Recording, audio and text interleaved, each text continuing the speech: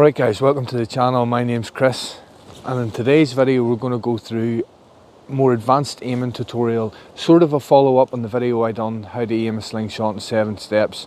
We're going to go into greater detail for those of you who are what I would say intermediate shooters. Most of us. So you've got the basics down, but sometimes you're finding inconsistencies and you don't know how to get out of them. And a very common problem that I see, or complaint that I hear on Facebook groups or in the comments, is I'm consistently missing in one direction. So whether that be, you know, high and left or low and right or whatever it may be, but the key thing there is consistent misses, which is great because that means that 75% of what you're doing is right. If your shots are all over the place, you need to take it back to basics and try and rebuild good form. If your shots are going all over the place, don't just keep shooting and getting frustrated and, you know, repeating the same thing over again, because you're only further engraving your bad habits into your muscle memory. So you're missing consistently in one direction. 99% of the time that is going to be your stance or your head tilt.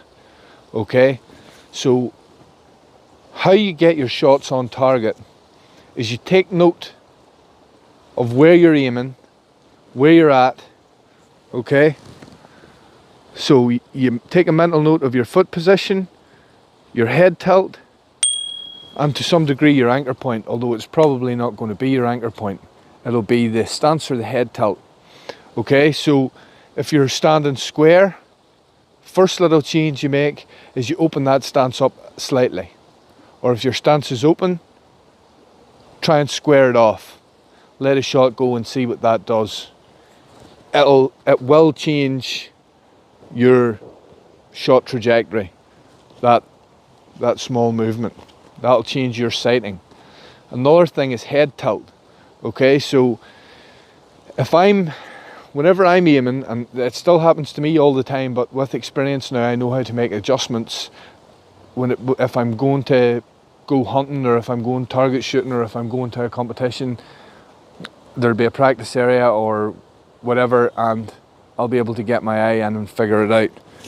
So a common one for me is I lean over too much.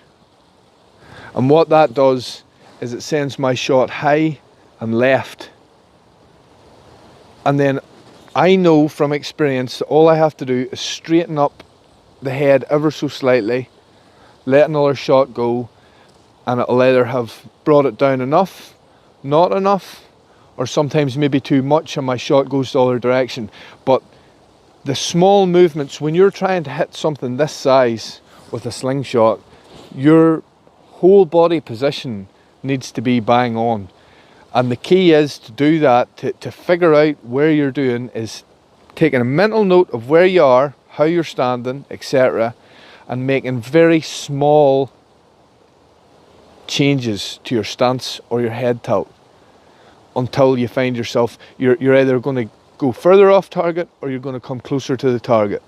And then whenever you get to your target and you hit your target, okay, that'll be a little mental reward, and I want you to stand there and try and replicate the same things for a number of reps. You know, try and get 10, or depending on your accuracy level, try and get 3 hits on a row or 5 hits on a row without moving your feet. Trying your best not to alter your head position too much, just trying to build that muscle memory and rep that into your mind and your focus of where you're at. Okay, so I'm shooting cold. I've had no warm-up shots, so I'll give you an example. That was pretty good. That was dead center. Another thing I want to talk about is your draw. Okay, so whenever you're drawn, to draw consistently, the reason why that your consistent draw, so i.e. drawn the same way every time, is important, because if you draw the same way every time, you're more likely to drop your head into the same position every time.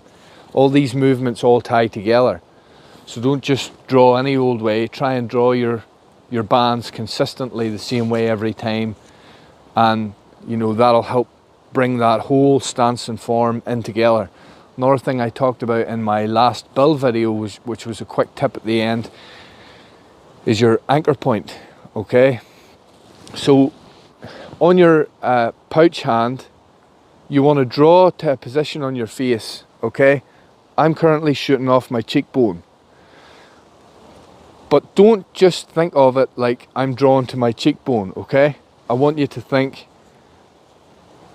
have several places on your hand to reference against your face.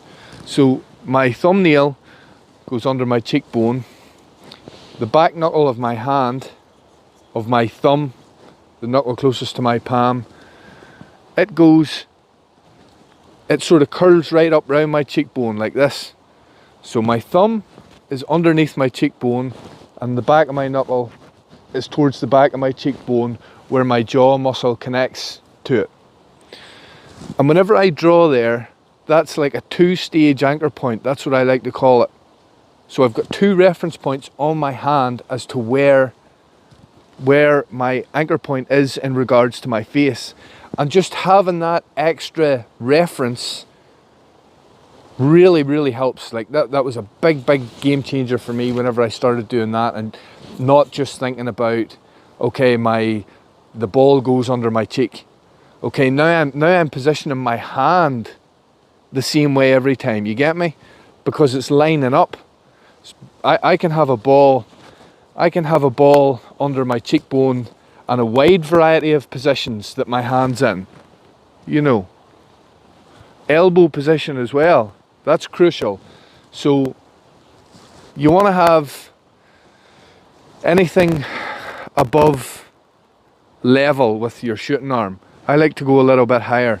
This ensures that you don't get a speed bump, and I'm just going to show you now what a speed bump is, because I know I talk a lot of this lingo and some people don't understand. Okay, so this is how you want your shot to look, like this. This is a speed bump. This is the cause of 90% of fork hits, because the ball has to ramp over your finger to get away. So pay special attention to that, you know, and if you're getting your fork hits all up here at the top, that's what you're doing. Another thing is your release. We'll go back to our 2-stage anchor point. Okay, and whenever you're going to release the shot, your 2 reference points of your hand to your face, so my thumbnail and my knuckle, do not move on release. They do not move from that position. So all I'm doing is relaxing the grip on my index finger, and that shot went exactly where I was aiming. Yes, of course there's going to be a small involuntary movement because there was tension there, and it's not there anymore, but try and keep that hand fused to your face. Don't let that move. None of this. You know, the bands do the work. You don't need to be messing around with that. When you're aiming, so you've worked out your foot position. You've really worked on that anchor point and that release. Next, I want you to concentrate on breathing. I want you to breathe, not deeply, like not big deep breaths, but I want you to take good breaths.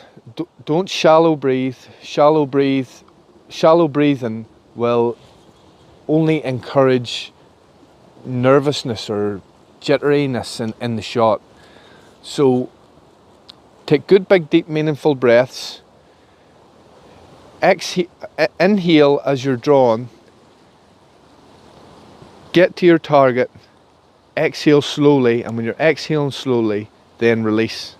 Another thing is when you're taking aim on your target, the best reference point in my mind is the top corner.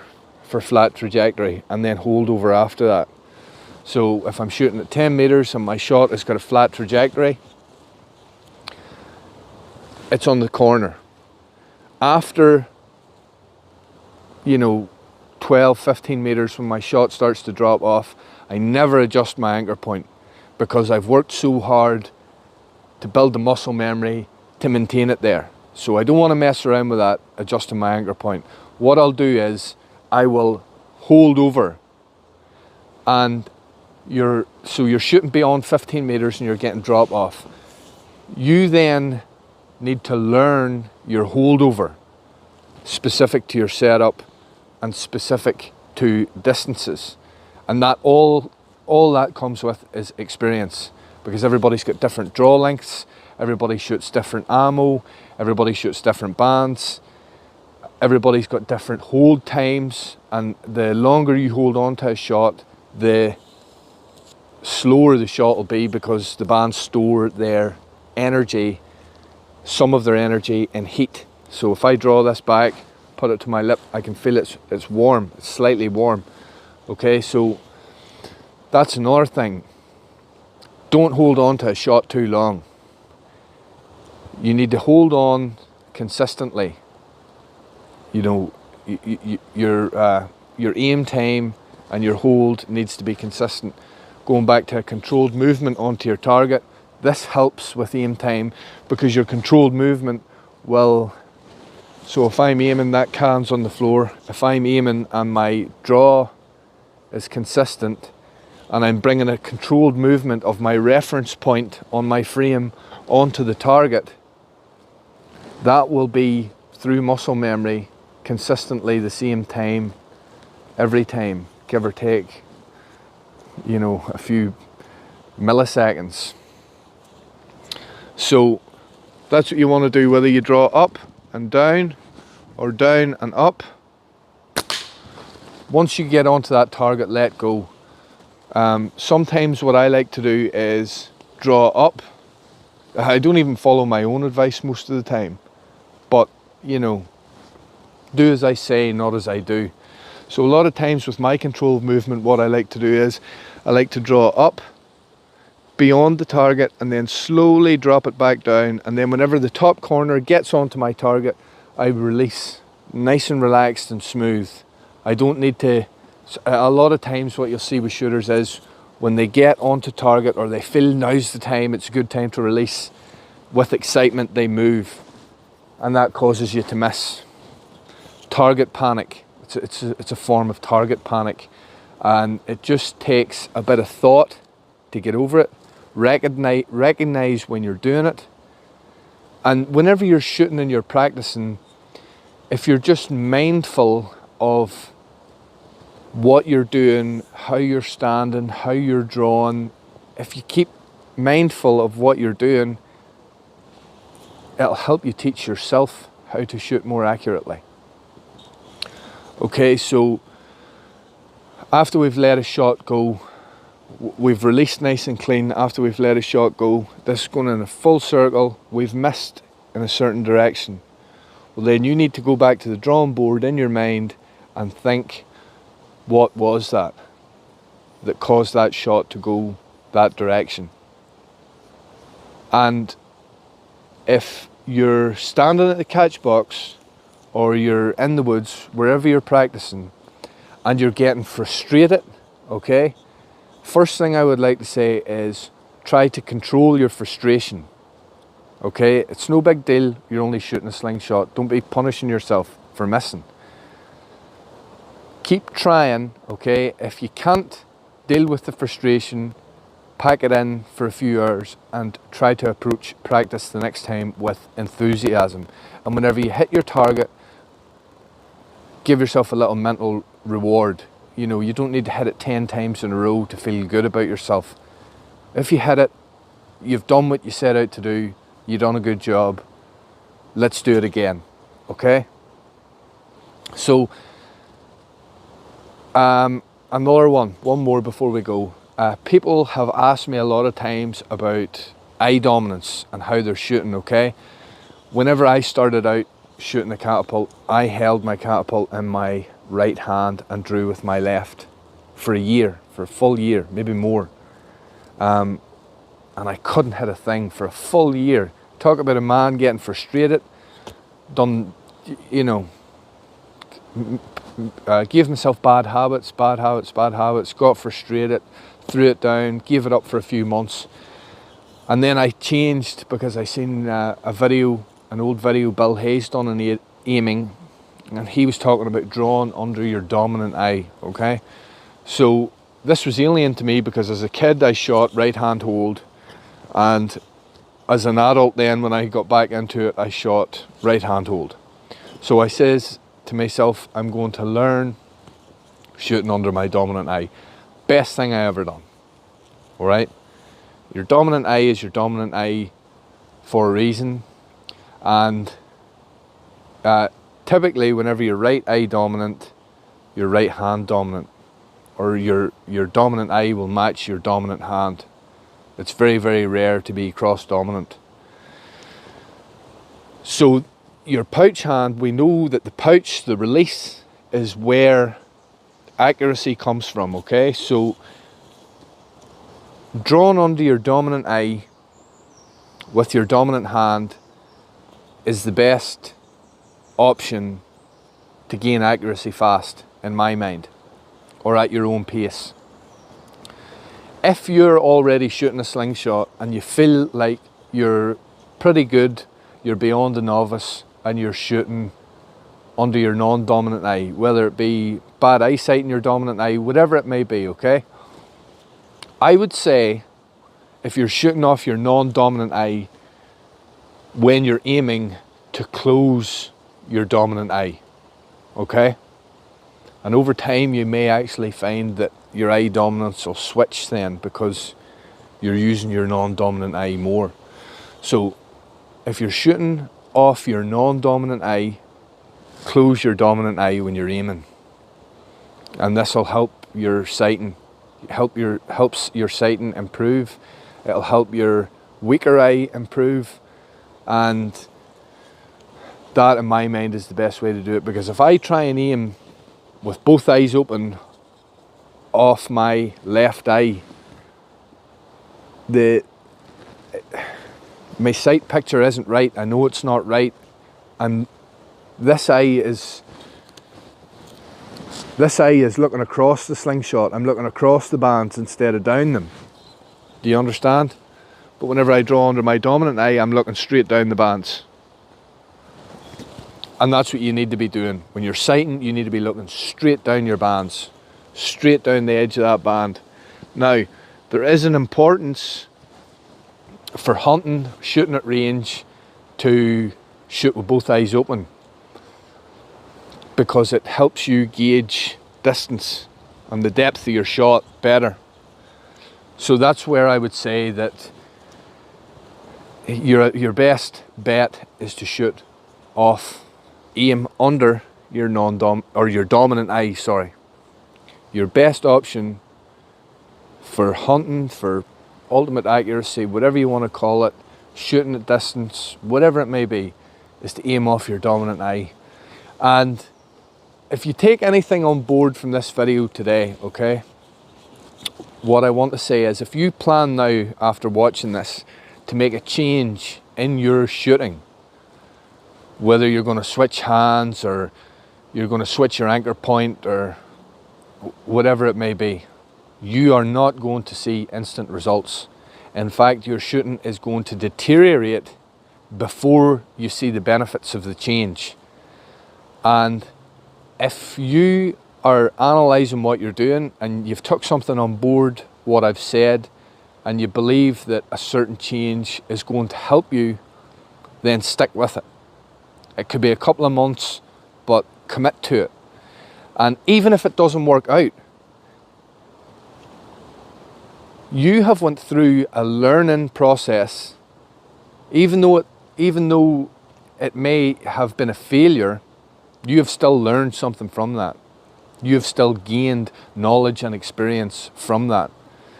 And that's another thing, you know, I'd recommend to a lot of people, is what helps a lot with diagnosing how to aim diagnosing misses when you're aiming is learning how to shoot different styles of slingshots, different widths of slingshots, different anchor points, different draw lengths.